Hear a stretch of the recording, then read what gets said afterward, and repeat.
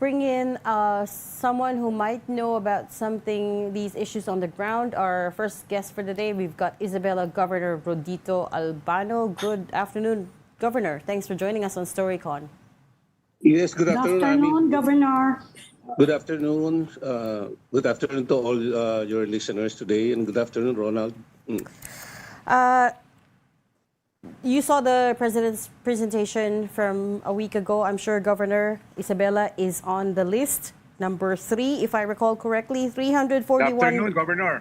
Good afternoon. 341 flood control projects now since 2022. What do you know about this? Alam mo, actually, masama loob ko dyan eh. Kasi dapat, instead of number 3 kami dyan sa list, dapat kami naging number 1 eh. Kasi talagang flood-prone ang Isabela. Isabela at Cagayan. Nagtataka rin ako bakit wala sa listahan yung province of Cagayan doon sa mga binigyan ng flood control projects. Pero I'm happy kung 314, but also I'm sad also, no? Kasi dapat mas marami pa. Dapat mas marami pang projects, sir? Yes, mas marami pang flood control sila. project dun sa Isabela. I'm talking of real projects, ha? Kung real itong mga to, pero kung ghost yung mga yan, ay ibang usapan na yun. Okay? So, kasi ang Isabela, talagang flood-prone area ang Isabela. You have to understand.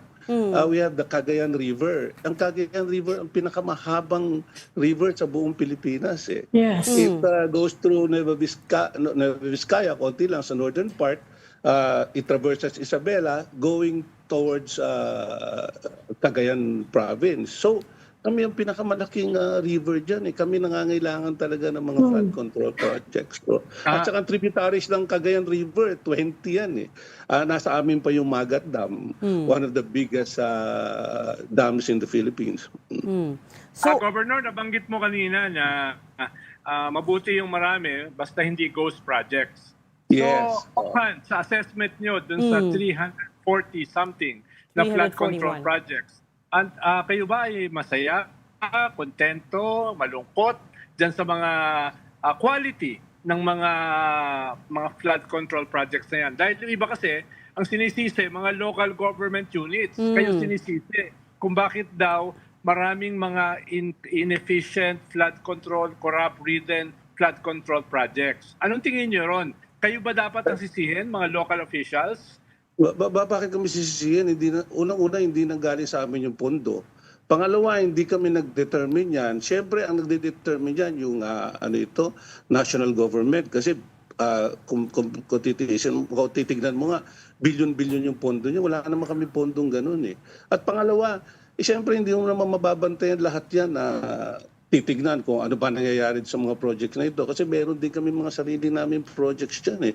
Ang ano namin, sa akin, ang tinitignan ko, yung mga creeks na natabunan, hindi itong main Cagayan River kasi hindi talaga kaya ng budget ko ang buong Cagayan River na lagyan ng river control. Kung Pasig River lang yan, pwede siguro na maliit lang o yung sa mga maliliit na bayan dito sa Metro Manila, no? But sa Cagayan River, sa lawak ng Isabela, the second largest province, paano mo naman paano mo babudgetan lahat yung mga ano to? At saka hindi kami pwedeng sisihin ng mga tao diyan sa mga flood control projects na yan kasi alam nila hindi sa amin yan. At ngayon, I'm happy to announce na gumagawa ng study at master plan ang JICA. Dalawa lang ginagawa nila ngayon sa Pilipinas, Marikina River Basin at saka yung Cagayan Valley River Basin. Governor, we're in the middle of the typhoon season na. Kumusta naman po yung performance ng mga flood control project dyan? Itong mga nakaraan kasi may mga typhoon na tumama recently sa norte. Kumusta naman po sa assessment nyo? Maligaya ba kayo sa nagawa ng mga flood control project dyan sa probinsya nyo? Okay naman, actually, nagtatawa ko ng meeting ng regional office ng DPWH at saka yung 6 na district engineers namin para i-assess nga ano ba ang mga flood control projects dito kasi sila nakakaalam eh. Hindi kami yan. sila yung sila yung kumbaga mga frontliners diyan sa mga projects na yan, saan ba na ilagay ito. Tapos yung mga yan, yung mga projects na yan, kinuha ng mga congressman namin. 6 yung congressman namin doon, 7. 7 yung mga congressman namin doon. Ano yun? Siyempre, hindi ko naman sila pinakikialaman kung ano mang bring home the bacon nila doon sa aking probinsya. Siyempre, Bakit ayun na kinuha po ng congressman? Ano pong ibig niyo sabihin na kinuha ng congressman ninyo? Hindi ba nag-uusapan natin kung sino yung nag-allocate doon sa NEP at saka doon sa GAA, di ba? Di ba sila yung nag-aano dyan, tapos ipapasa nila sa Senate, tapos yung Senate ang mag-a-approve ng ano. So, sila yung ano dyan. Alam mo, minsan, naging congressman din ako, minsan pagalingan ng kuha ng budget yan eh. Kasi kung sa district mo, lalo na, bali kami, lahat ng ano diyan, lahat ng mga towns sinatamaan ng baha. Ano 'yun, nag-erode yung mga ano ito, yung mga sa may tabi ng river, nawa-wipe out yung mga barangay. So, alam mo, yung mga congressman, syempre, pasigatan din yan. Kung gusto mo ma-re-elect next year, syempre, paglalaban mo yung pondo na dadalhin mo sa lalawigan ng probinsya. So hold Pero on. kayo po, ano po ang input nyo? Ano po ang input ng governor sa ganyan? Habang ginagawa ng mga congressman yung mga plano nila, kayo po? Kami sa ano? Kami sa Ang regional... input ng governor? Yeah, ang input ng governor dyan sa RDC. Kami doon sa RDC, titingnan namin yung mga national projects at kami mag-i-input din. Sasabihin namin sa RDC, ito yung mga flagship na pwedeng dito sa region na ito, sama-sama kami mga governors, magbigay ng mga flagship programs para sa ating Pangulo. Katulad nung nakuha namin sa Tumawini, yung dam doon, flagship project ni Pangulong Ferdinand Marcos yun, yung BBM. Nagkakahalaga ng mga 12 billion na gagawin yung dam dun sa Tumawini, Isabela. Governor, Yeah. let's circle back to what you just said. Can you flesh out that thought for me? Exactly what you mean by pagalingan ng kuha ng budget? What happens in that process? Kasi di ba yung pie ng government, yung budget. Kunyari, nagsabi yung DPWH, meron kaming 128 billion dito, di ba? Pero ito, hindi pa na-allocate sa mga ibang regions. So, syempre, ikaw, kung may master plan ka o may study na nga, mga iba kasi wala nang study. Wala. Nako. Nag-freeze siya. Ayun. We lost the governor just as he was telling us Yan what's na, okay na. happening. Okay. Governor Albano, sorry, we lost you. Could you Okay repeat na. that, please? Yes. Okay. May mga master plan yan. So, pagalingan na lang. Kasi sometimes, ina-allocate yung mga pondo yearly na minsan hindi nabibigyan to mga probinsya to, hindi nabibigyan yung mga ibang regions. So, pagalingan ng kuha, pagalingan ng pakiusap. Or kumbaga, kung sino yung sometimes, kung sino yung nasa administrasyon, ngayon, yun na nabibigyan. Kunyari, sa example na lang, kunyari sa naging presidente si President Ramos before, kadaming naibigay sa Pangasinan, mga projects na ganito, projects na ganyan. Ganun din, si President Gloria, siyempre mauuna yung mga regions nila. Or si President Duterte, makikita mo yung region ng Davao o Mindanao, tinatatad din nila ng projects. So, ganun lang yan ang nangyayari dyan sa hatian ng pie. But I also don't think it's fair to push this back to national government kasi like today sa hearing at the Blue Ribbon, si DPWH Secretary Bonoan himself said, well, he relies a lot on the district engineers, the regional directors. And hindi ba itong mga district engineers and directors, they also work closely with the LGUs? No, actually no. You have to understand, yung mga appointments nila nanggagaling sa Malacanang lahat yung appointments nila. National in nature. So yung mga district engineers, beholden yan sa national, pati yung mga regional directors. Hindi ka pwede mag-appoint ng regional director dyan kung walang clearance din sa taas. No, I don't mean the appointment. Eh, But that's politics, I mean yeah. to say, okay, may district engineer na, let's say Bulacan, let's say Isabela, di ba they have to work closely with Come the again? LGU Hello? din, di ba? Kung sino, I don't mean the Wala. sir, Governor, can you hear us? Medyo choppy si Governor. Yeah. Oh, sige. Okay, there. Okay. Do we have you, sir? Yeah. Okay, great. So, Yes. hindi ko po ibig sabihin yung appointments. What I mean is, let's say may district engineer na, let's say sa Isabela, di ba, they also have to work closely with the LGUs, right? Sa'yo din pupunta yan to say saang projects, which projects should be prioritized. Yes, Yes. okay. Nawala na Okay, naman si Governor. go. Ulit, Reg. Governor, did you hear? Wala naman si Reg. Si Reg ang nawala. Ako ang nawala. Ang tanong yata kanina, Governor, yung Yes. hindi lang yung appointments. Yung ano, Ayan na.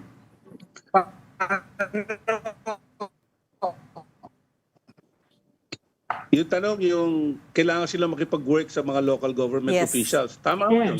Yes. They work through the doon sa RDC, Regional Development Council. Actually, yung head nila sa Regional Development Council, yung regional head, he works closely with the RDC, which is composed of the governors. Hello? Yes, go ahead, Governor. Sige lang po. Yeah. They work through the RDCs, yung mga ano na yan, yung mga district engineers and the regional directors. Meron kaming committee on infra. Oh. Sinasubmit lahat yan, tapos national government. Pero ang nangyayari kasi, kahit nadali namin dyan yan, siyempre yung power of the purse, yung power ng Congress, of course, sila yung nag-allocate. Sila yung nagkakalta, sila yung nagdadagdag kung magkano yung binibigay sa kada probinsya and kada district. Hindi ba kayo kinokonsulta, sir, kung anong mga project should be prioritized? Nakukonsulta nga kami sa RDC. O, through the RDC lang? Yung power, sa RDC, pero yung power of the ang nag-aano ng budget, ng pie ng national government, yung Congress. Congress sa success. Yun sa Nako, we are losing the line again. Governor, do we have you?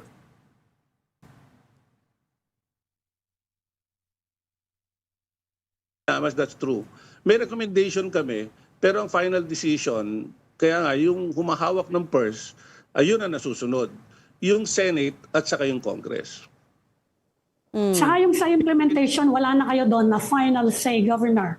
Wala kami sa implementation ng national projects. Hindi namin pinapakialaman yun. Pero pwede kami mag-suggest. Hanggang suggestion lang kami.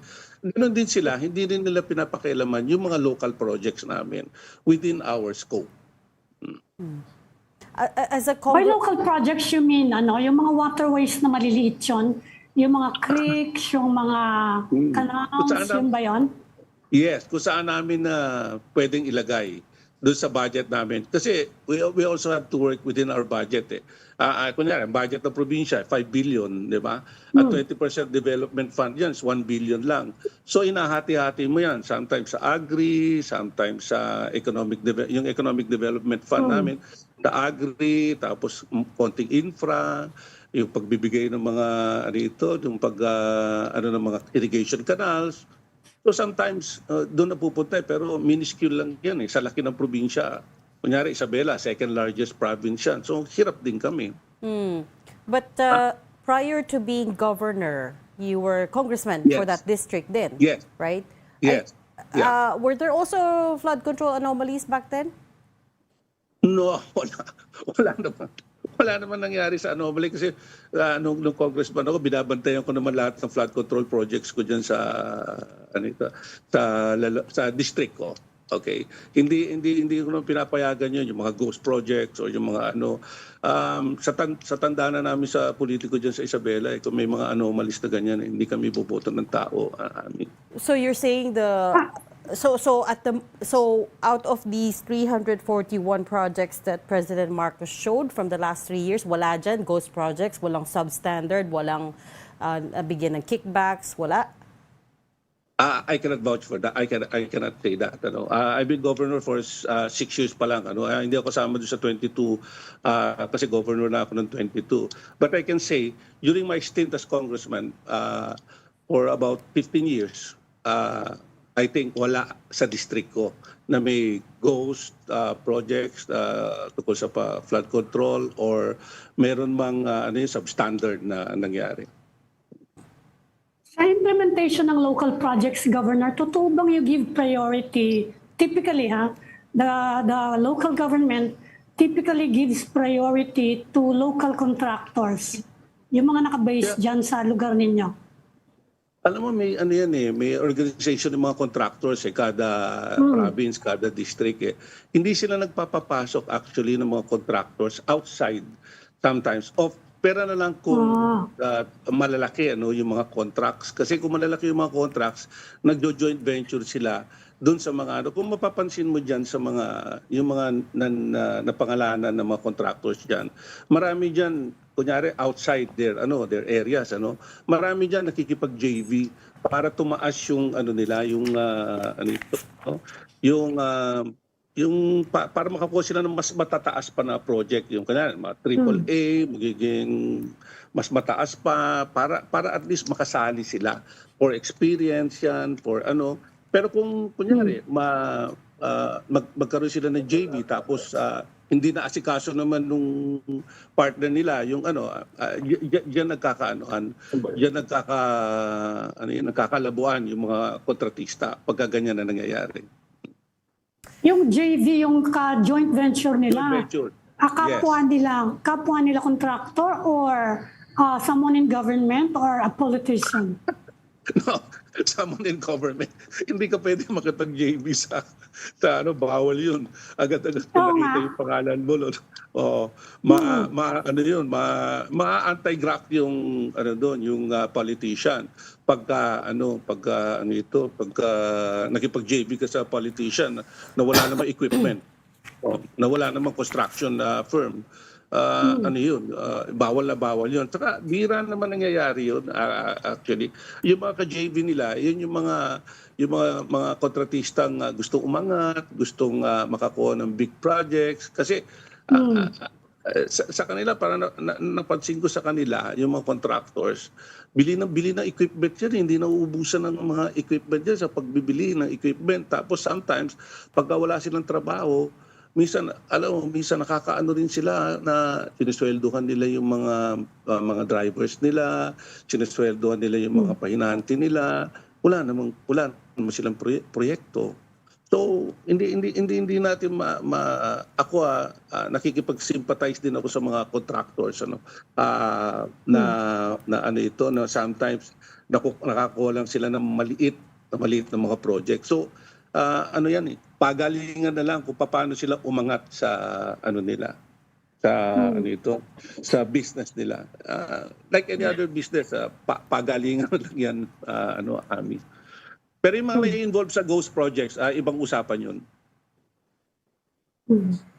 So, Governor, sorry, we lost Ronald. I was going to give him the floor. Pero, it still doesn't add up to me. Pasensya na because, okay, let me just recap what you said. You said you've been governor for 6 years now. Before that, you were a congressman. So, matagal na po kayo sa Isabela. You're saying you did not see any ghost projects during your time in office, walang ghost projects and walang substandard projects. And yet, Isabela...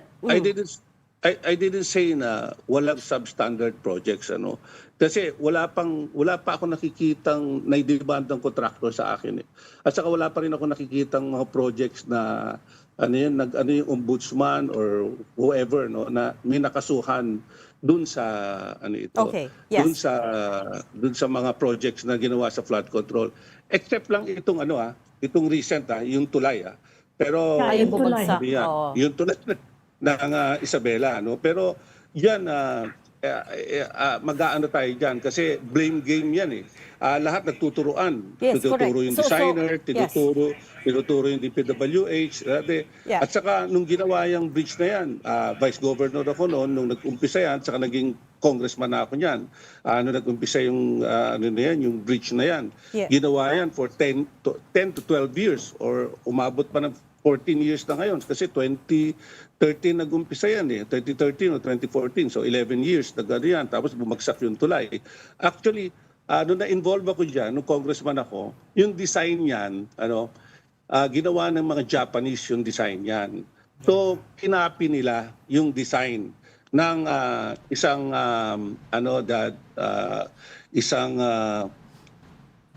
ng DPWH, accredited designer ng DPWH, sabi nila si Mr. Cañete, no? So, yung iconic bridge na yan, it was the first of its kind na bridge.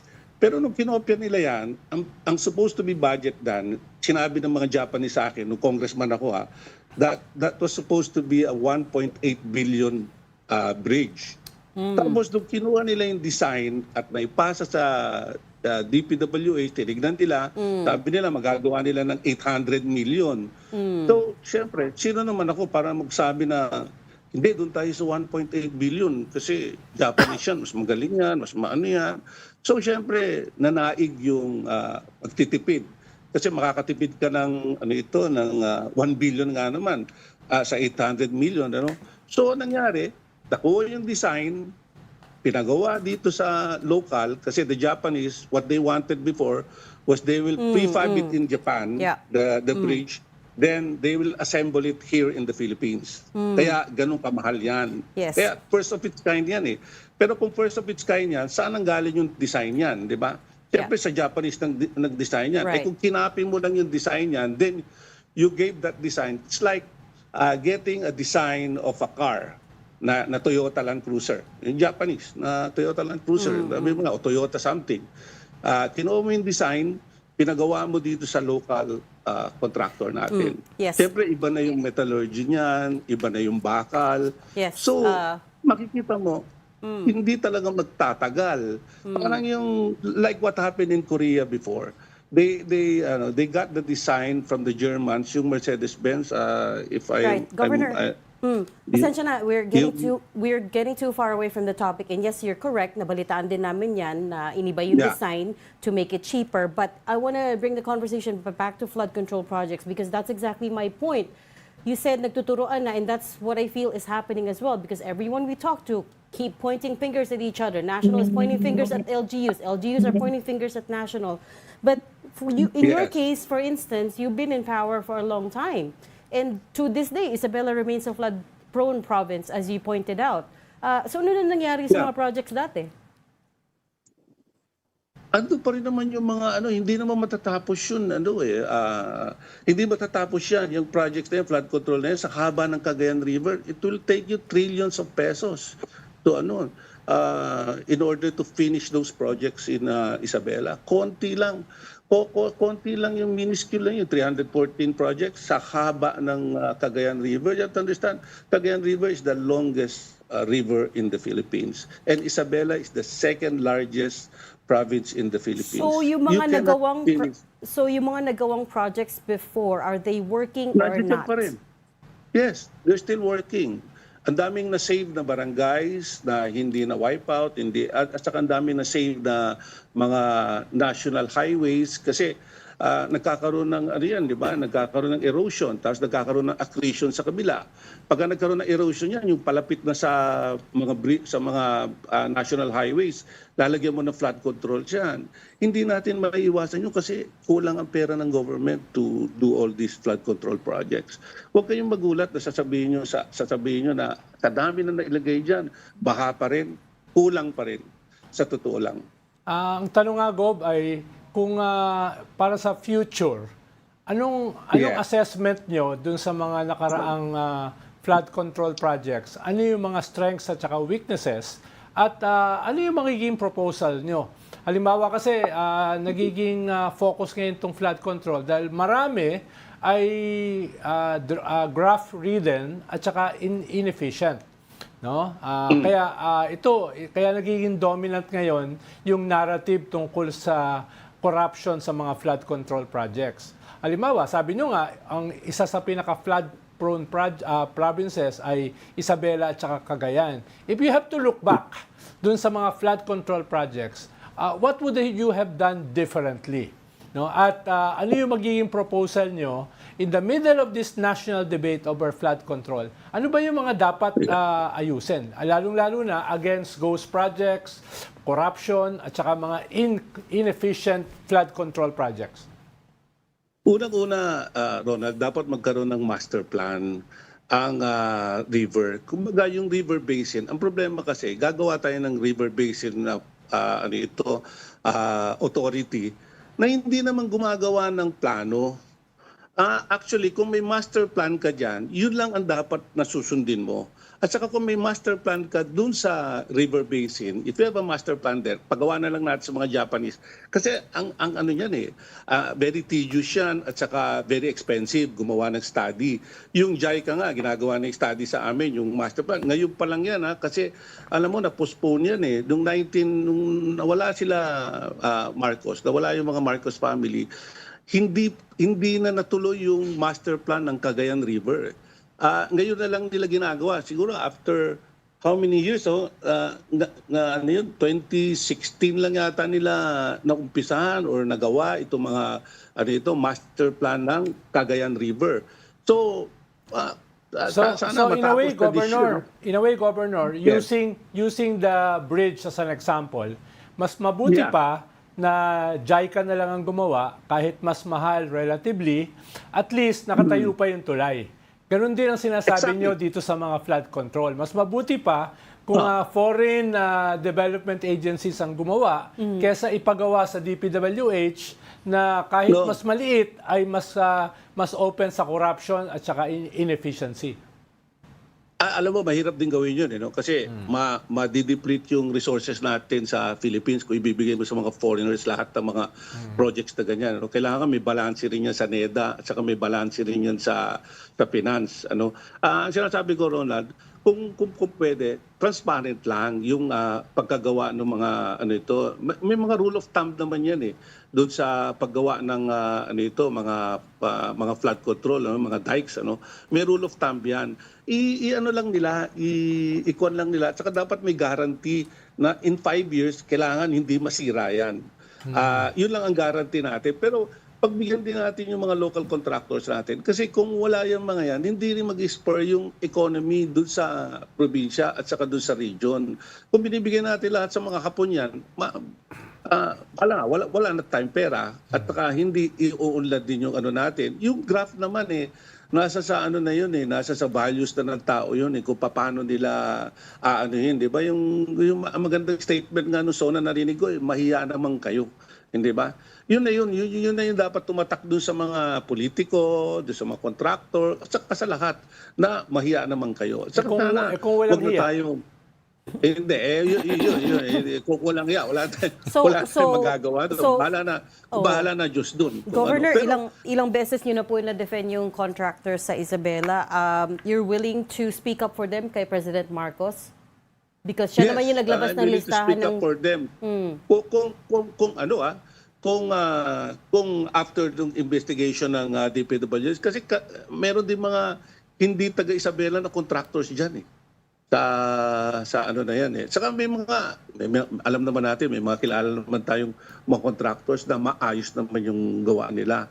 So, tama na yung blame game. Sana, kung tayo, gawa tayo ng master plan, i-open natin sa public, maging transparent, tapos yung DPWH at saka COA.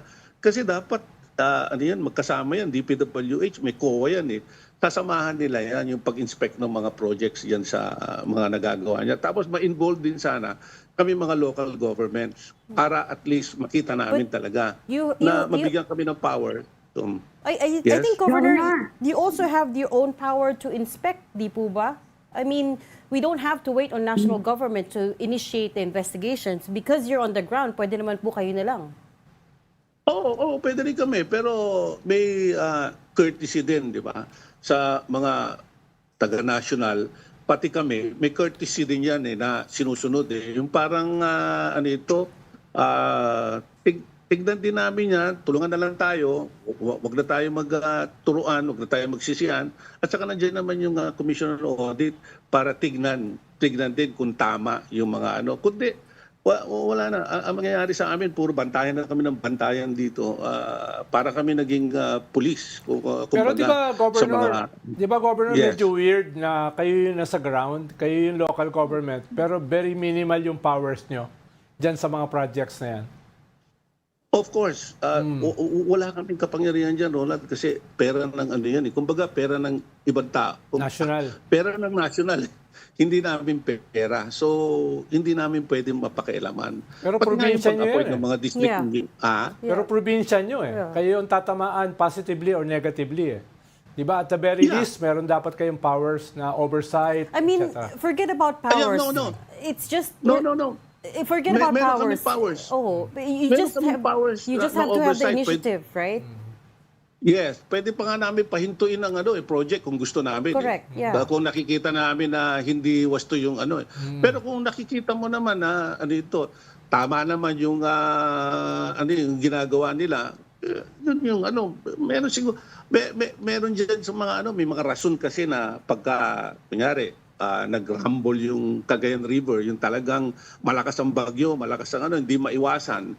Ang nangyari, you cannot blame din naman yung mga contractors o doon sa mga gumawa na hindi, nilagay na namin lahat Kahit na anong tibay, kung ang 1 million yung load ng tubig na dumaan doon sa mga banks ng river, so paano mo naman sisisihin Pero sila ngayon kasi, doon, Gov, ang nakikita, masyadong maraming mga flood control projects yung mga contractors na talagang hausyaw na talagang